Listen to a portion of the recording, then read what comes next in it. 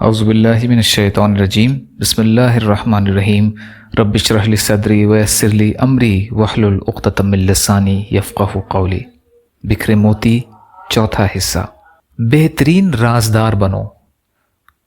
دوست آپ پر اعتماد کر کے آپ سے دل کی بات کہہ دے تو اس کی حفاظت کیجیے اور کبھی دوست کے اعتماد کو ٹھیس نہ لگائیے۔ اپنے سینے کو رازوں کا محفوظ دفینہ بنائیے تاکہ دوست بغیر کسی جھجک کے ہر معاملے میں آپ سے مشورہ طلب کریں اور آپ دوست کو اچھے مشورے دے سکیں اور تعاون کر سکیں۔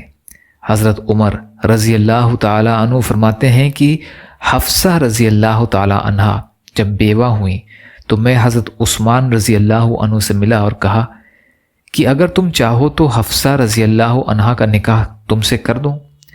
حضرت عثمان رضی اللہ تعالی عنہ نے جواب دیا کہ میں اس معاملے پر غور کروں گا۔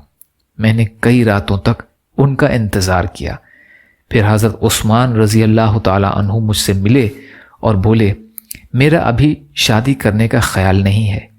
میں پھر حضرت ابو بکر رضی اللہ تعالی عنہ کے پاس گیا اور کہا کہ اگر آپ پسند فرمائیں تو حفصہ کو اپنی زوجیت میں لے سکتے ہیں۔ وہ خاموش رہے اور کوئی جواب نہیں دیا۔ مجھے ان کی خاموشی بہت کھلی۔ حضرت عثمان رضی اللہ تعالی عنہ سے بھی زیادہ کھلی۔ اسی طرح کئی دن گزر گئے۔ پھر نبی اکرم صلی اللہ علیہ وسلم نے حفصہ رضی اللہ تعالی عنہ کا پیغام بھیجا اور میں نے نبی اکرم صلی اللہ علیہ وسلم سے حفصہ کا نکاح کر دیا۔ اس کے بعد حضرت ابو بکر رضی اللہ تعالی عنہ مجھ سے ملے اور فرمایا تم نے مجھ سے حفصہ رضی اللہ تعالی عنہ کا ذکر کیا تھا اور میں نے خاموشی اختیار کی تھی۔ ہو سکتا ہے تمہیں میری خاموشی سے تکلیف ہوئی ہو۔ میں نے کہا ہاں تکلیف تو ہوئی تھی۔ فرمایا مجھے معلوم تھا کہ رسول اللہ صلی اللہ علیہ وسلم کا خود ایسا خیال ہے اور یہ آپ صلی اللہ علیہ وسلم کا ایک راز تھا جس کو میں ظاہر کرنا نہ چاہتا تھا۔ اگر نبی کرم صلی اللہ علیہ وسلم حضرت حفصہ رضی اللہ تعالی عنہ کا ذکر نہ فرماتے تو میں ضرور قبول کر لیتا۔ بخاری کی روایت ہے۔ یا اللہ ہم سب کو کہنے سننے سے زیادہ عمل کی توفیق عطا فرما۔